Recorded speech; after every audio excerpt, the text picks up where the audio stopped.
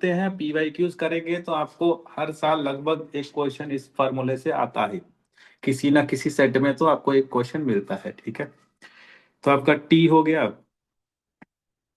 यहाँ पे एन हो गया, 4 पाई r² हो गया, और नीचे हो जाएगा n⁻²/3 एन -4 पाई r² हो गया। तो आप देखेंगे कि जो वेट हो जाएगा, मतलब वर्क जो हो जाएगा, 4 पाई r² बाहर कर लिया, टी आ गया, अंदर कितना बचेगा, n⁻1/3 -1। तो एक्चुअल में this is the work done. याद रखें इस चीज को, याद नहीं रख सकते हैं अगर, तो आप ये प्रोसेस याद रखें। ठीक है, work done to break a big drop into an small number of drops, ये हो गया वर्क डन। अगर तुमसे ऐसा बोल दे कि छोटी ड्रॉप्स को बड़े में कन्वर्ट करना, तब भी यही वर्क डन रहेगा। ठीक है, तब भी यही रहेगा, बस एक में हमें करना पड़ता है, एक में हमें मिल जाएगा। अच्छा, समझ गया ना वो चीज सारे बच्चे? ये कैपिलरी में आपको फार्मूला सबको पता होता है, 2t cos theta upon rho G R होता है। टी यहाँ पे टी क्या होता है? Surface tension. cos theta, theta हमारा कांटेक्ट एंगल होता है। रो जी आर ये सब तुम्हें पता है। कैपिलरी का फार्मूला, कैपिलरी हाइट और कैपिलरी डेप्थ दोनों का फार्मूला सेम रहता है, दोनों का ही फार्मूला सेम रहता है, 2t r upon rho G R. हाँ, इसमें मैं एक चीज सिखा दूं, कई बार ऐसे प्रेशर पूछ लेता है। तो जैसे कैपिलरी राइज हुआ, तो यहाँ पे प्रेस हमने ए पॉइंट लिया, यहाँ बी पॉइंट लिया, यहाँ डी पॉइंट लिया, सी पॉइंट लिया। तो मैं आपको बता देना चाह रहा हूँ कि pressure at A, pressure at B should be equal, क्योंकि ये सेम लेवल पे हैं। और चूंकि प्रेशर एट ए एटमॉस्फेरिक है, तो प्रेशर एट सी भी इक्वल होगा। मतलब ये तीनों जो प्रेशर हैं तुम्हारे, ये इक्वल होंगे, क्योंकि वो एटमॉस्फेरिक प्रेशर है। एंड जो प्रेशर एट डी है वो कम रहेगा, किससे? सी से। डी पे जो प्रेशर रहेगा कम रहेगा, क्योंकि ये कॉनकेव साइड है, तो इस साइड आपका हायर प्रेशर होगा। ऐसे प्रेशर पॉइंट्स आपको कई बार पूछ ले अगर, तो आप बता सकते हैं वहां पे। कैपिलरी फॉल का भी सेम रहेगा। इनसफिशियंट हाइट हो जाता है कि भाई पहले इतना था तो फाई एंगल बना रहा था, लेकिन हमने यहाँ पे जो हाइट रखी है ट्यूब की वो कम रख दी। तो यहाँ पे अब वो देखो, वाटर क्या करता है, कोशिश ऐसा नहीं कि सीधे बाहर आएगा, वो सबसे पहले एंगल ऑफ कांटेक्ट को अपना बढ़ाने की कोशिश करेगा। तो एंगल ऑफ कांटेक्ट अब मान लो बीटा हो जाएगा। तो इस केस में एच हमारा ये था, तो यहाँ पे एल जो था, उसको हाइट तो एच चाहिए थी, बट हमने एल ही दिया। तो वो अपने एंगल ऑफ कांटेक्ट, जैसे तुमने देखा होगा ना, दूध जब उबालते हैं, ठीक है, तो वो ऐसा नहीं होता कि अचानक से निकला और बाहर आ गया। पहले वो ऊपर ऐसे सरफेस बनाता ना, ऐसे सरफेस बनाने की कोशिश करता है, मतलब वो पूरा ट्राई करता है कि वो दूध बाहर ना निकले। बट आप उसमें हीट दिए जा रहे हैं, हीट दिए जा रहे हैं, तो दूध बाहर निकल जा रहा है। तो यहां पर सबसे पहले क्या करेगा लिक्विड, एक कांटेक्ट एंगल मेंटेन करेगा करेगा करेगा करेगा करेगा, उसके बाद कुछ इस तरह का शेप होकर तब बाहर निकलेगा। कभी भी आप देखो, वाटर भी जब फिल करते हो ग्लास में, अगर पूरा फुल होता तो ऐसा थोड़ी था कि हॉरिजॉन्टल सरफेस हुआ सीधे पानी निकल रहा है, वो हमेशा एक कॉन्वेक्स बनाता है। कभी ऑब्जर्व किए ये चीज? Yes sir. Yes sir. हाँ। अब इसमें जैसे एक छोटा सा टॉपिक तुम्हारा विस्कोसिटी से भी रहता है, इसको भी देख लेते हैं। विस्कोसिटी में न्यूटन्स लॉ ऑफ विस्कोसिटी आपको लगाना आना चाहिए। न्यूटन्स लॉ ऑफ विस्कोसिटी आप जानते ही हैं कि shear stress is equal to mu into D U by D Y होता है। म्यू मतलब मैंने यहाँ पे विस्कोसिटी को लिया है, ठीक है, आप लोग ईटा से यूज करते हैं, मैंने म्यू से ले रखा है, पुराना नोट्स है मेरा वो, तो मैंने वहां पे म्यू ले रखा था। आप इस फार्मूले को ऐसे भी देखते हैं कि F is equal to mu A into D U by D Y भी रहता है। D U upon D Y इसको बोलते हैं वेलोसिटी ग्रेडियंट, ए बोले तो एरिया हो गया, म्यू मतलब कोएफिशिएंट ऑफ विस्कोसिटी होता है, इसको विस्कोसिटी बोलते हैं, एब्सोल्यूट विस्कोसिटी बोलते हैं, डायनामिक विस्कोसिटी बोलते हैं, कोएफिशिएंट ऑफ विस्कोसिटी बोलते हैं। ऐसे टर्मिनल वेलोसिटी इसमें निकलवाता है विस्कोसिटी के केस में, कि भाई यहाँ पे हमने भर दिया, एक फ्लूइड भर दिया है यहाँ पे, और यहाँ हमने एक मास लगाया, तो बोले कि टर्मिनल वेलोसिटी बताइए। तो मैंने कहा भाई टर्मिनल वेलोसिटी ये है कि ये कांस्टेंट वेलोसिटी से पूरा मूव, मतलब ये एक कांस्टेंट वेलोसिटी से मूव कर रहा है, क्योंकि यहाँ पे विस्कस फोर्स की वजह से। तो मतलब इस पे विस्कस फोर्स तो इस साइड आ जाएगा, तो ये तुम्हारा विस्कस फोर्स हो जाएगा, ये तुम्हारा वेट हो जाएगा। अब इस वाले प्लैंक को कौन खींच रहा है सर? mg। अगर कांस्टेंट वेलोसिटी से खींच रहा है तो जो टेंशन होगा वो mg के इक्वल होगा। तो मतलब इस पे आपको नेट फोर्स mg मिल रहा है। तो अगर इसे कांस्टेंट वेलोसिटी से जाना है, तो जो फोर्स मैं इसको दूं उतना ही यहाँ पे विस्कस फोर्स लगना चाहिए। और ये जो तुम्हारा विस्कस फोर्स है, वो आप न्यूटन्स लॉ से अभी मैंने बताया था ना, देखो यहाँ पे बाई कितना है, क्योंकि यहाँ इस वाले पॉइंट का वेलोसिटी जीरो रहेगा, इस वाले पॉइंट का वेलोसिटी बी रहेगा। तो पोटेंशियल मतलब वेलोसिटी डिफरेंस है बी माइनस जीरो, कितनी हाइट पे हुआ? बाई। तो वेलोसिटी ग्रेडियंट हो गया y by V by y. Area हमको ए दिया है, कोएफिशिएंट ऑफ विस्कोसिटी दिया है, तो मैं यहाँ से वेलोसिटी निकाल सकता हूँ। किसी भी सरफेस की, अरे हाँ, किसी भी सरफेस की आप वेलोसिटी को कैलकुलेट कर सकते हैं, किसी भी सरफेस की। इस तरह से इसमें क्वेश्चंस रहेंगे, केसेस आप देख लेना। इतना ज्यादा यहाँ से तो चीजें ऐसा नहीं पूछेगा। हाँ, जो मेन चीज रहती है स्टोक्स लॉ, स्टोक्स लॉ से आपको आता है, इसको मैं पूरा आपको एक्सप्लेन कर दे रहा हूँ। और ये लास्ट ही है, तो लगभग हमने सारे टॉपिक्स क्लियर कर ले, बस आप न्यूमेरिकल भाई पोर्शन थोड़ा सा अपना देख लेना। तो बोले स्टोक्स लॉ क्या होता है? It is applicable for spherical bodies. Stoke law बताते हैं कि कोई भी स्फीयर अगर किसी फ्लूइड में जिसका कोएफिशिएंट ऑफ विस्कोसिटी ईटा है, अगर वो फ्लो कर रहा है, तो उस पे लगने वाला जो विस्कस फोर्स होता है वो माइनस का 6 पाई ईटा आर भी रहता है। ईटा मतलब हमने यहाँ पे बोला ना, अभी हमने, क्योंकि ये न्यू नोट्स है तो ईटा हमने विस्कोसिटी ईटा लिया, क्योंकि 12th की बुक्स में ईटा ही रहता है। अच्छा, तो मान लो कोई भी एक स्फेरिकल बॉल है जिसको हमने किसी फ्लूइड में ऐसे नीचे फेंक दिया है, तो mg इस पे लगेगा, एक तो ये सारे लोग समझते हैं। विस्कस फोर्स स्टोक्स लॉ से लगेगा, वो तो 6 पाई ईटा आर भी रहेगा। क्योंकि ये फ्लूइड में रखा तो इस पे एक बॉयंसी फोर्स भी लगेगा। बॉयंसी फोर्स कितना होगा कि अगर मान लो इसका डेंसिटी फ्लूइड का रो है, फ्लूइड का डेंसिटी रो है, बॉडी का डेंसिटी सिग्मा है, तो भाई इस पे जो विस्कस फोर्स आएगा, मतलब बॉयंसी फोर्स आएगा, वो आ जाएगा rho into volume submerged. Volume कौन सबमर्ज्ड है? पूरा का पूरा बॉल सबमर्ज्ड है, तो rho into volume submerged into जी, तो ये हो जाएगा बॉयंसी फोर्स। ये हो गया वेट।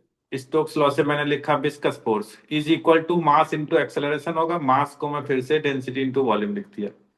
बहुत सारी चीजें इसमें से कैंसिल आउट हो जाएंगी, जैसे 4 पाई, कुछ चीजें इसमें से कैंसिल आउट हो जाएंगी। यहां से मैं एक्चुअली ए निकाल लिया इस इक्वेशन को सॉल्व करके। जब आपने ए निकाल लिया तो ए को आप लिख पाएंगे डीवी बाई डी टी।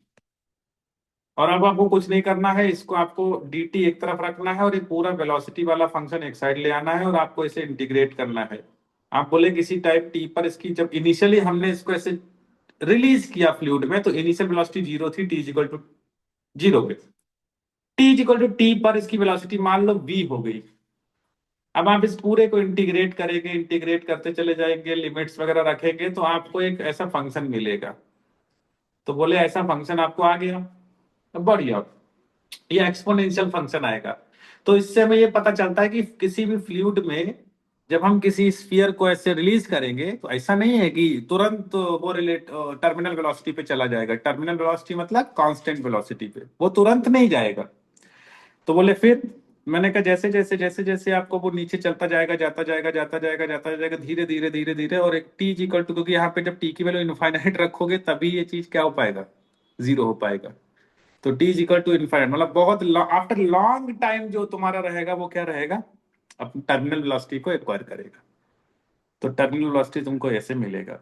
अब हालांकि हम उस तरह से ना निकाल के, यहाँ पे आपको अगर कभी भूल जाते हो एग्जाम में टर्मिनल वेलोसिटी का फार्मूला, तो उतना ना करके आप डायरेक्ट भी ऐसे कर सकते हो। कैसे? आप बोले कि सर एक स्फीयर लिया, उस पे हमने वेट लगाया, तो वेट तो हमारा 4/3 pi are cube into G into sigma है। बोले सर इस पे हमने बॉयंसी फोर्स लगा दिया, तो बॉयंसी फोर्स हो जाएगा rho into 4/3 pi are cube into G है।